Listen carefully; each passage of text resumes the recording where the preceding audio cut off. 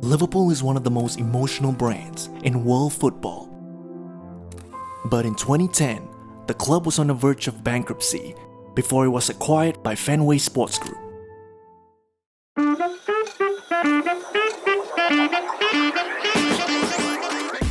Since then, Liverpool's fortunes have changed, winning the Champions League in 2019 and a first Premier League title in 30 years the season after. So how did FSG transform the club? From this to this.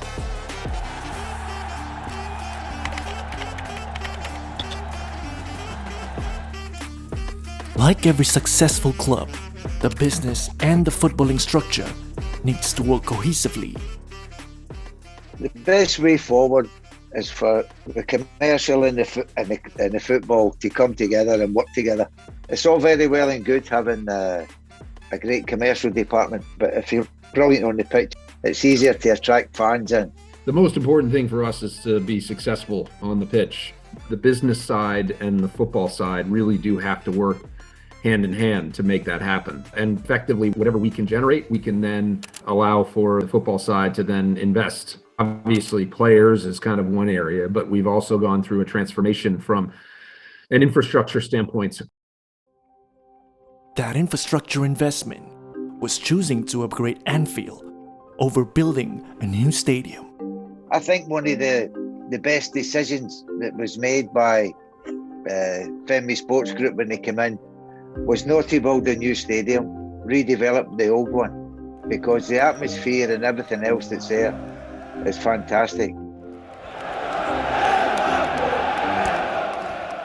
We went from 45,000 capacity now to 54,000 capacity. The second phase of redevelopment we've just started, which is the Anfield Road end, and that'll add another 7,000 seats, so we'll be over 61,000.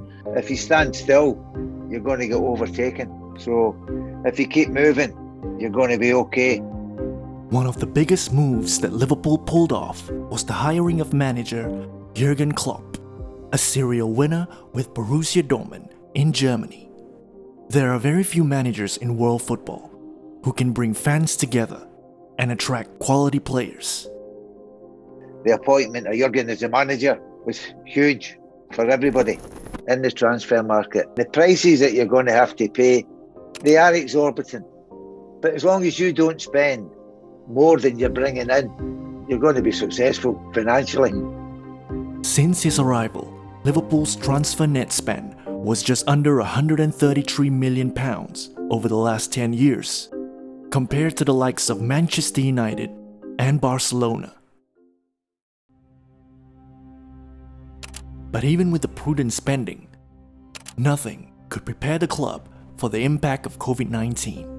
The loss of match day revenue has been obviously a massive impact, which we suffered through last year when we played behind closed doors. Unfortunately, costs don't necessarily pivot as quickly as the revenue does during a pandemic, because one of our main focuses was on how we make sure that we protect people's jobs.